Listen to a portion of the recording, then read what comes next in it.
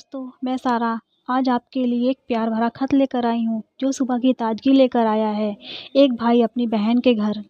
एक ठंडी सुबह का वक्त था जब आसमान हल्के गुलाबी और नीले रंगों में रंगा हुआ था। सुबह के 4 बज रहे थे और सड़कें पूरी तरह से खामोश थी।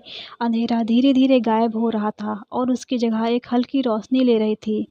अमर, जो अपनी बहन के घर आया था, धीरे धीरे दरवाजे के पास पहुंचा।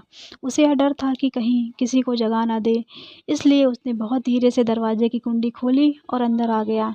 घर में सब गहरी नींद में सो रहे थे। अमर ने एक नज़र डाली अपने भांजे भांजे के खिलखिलाते चेहरों पर, जो गहरी नींद में खोए हुए थे।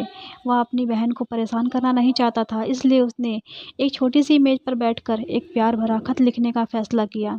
खत की शुरुआत उसने सुबह की खूबसूरती से की। प्रिय दीदी जी, सादर प्रणाम। जब मैं यहाँ आया तो सुबह की ताजगी ने मेरे मन को छू लिया। ठंडी हवा के साथ साथ चिड़ियों का चहचहाना सुनकर दिल को अजीब सा सुकून मिला। सूरज की पहली किरण जब ज़मीन को छू रही थी, ऐसा लगा मानो धरती मुस्कुरा रही हो। हवा में एक नई ऊर्जा थी और जैसे जैसे सूर्य की किरणें फैलने लगी, ऐसा लग रहा था जैसे हर चीज़ जाग रही हो। पेड़, फूल और यहाँ तक कि या घर भी तुम्हारे आंगन में बैठकर सब महसूस करना एक अद्भुत अनुभव था।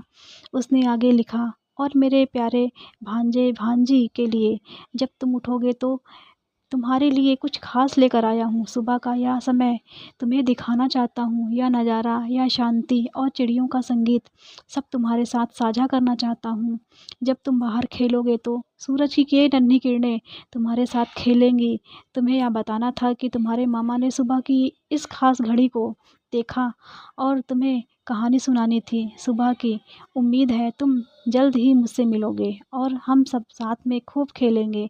अमर ने खत खत्म किया और उसे मेज पर छोड़ दिया। उसने एक आखिरी नज़र अपने भांजे भांजे की बहन पर डाली और बाहर चला गया।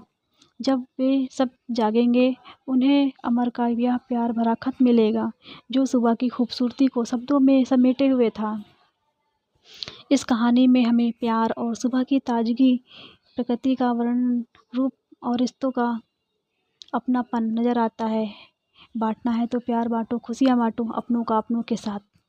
दोस्तों, यह कहानी आपको कैसी लगी? अच्छी लगी हो तो वीडियो को लाइक, शेयर, चैनल को सब्सक्राइब करना ना भूलें। मैं आपके लिए ऐसी ही इंटरेस्टिंग कहानियाँ लेकर आती रहूँगी। राम राम।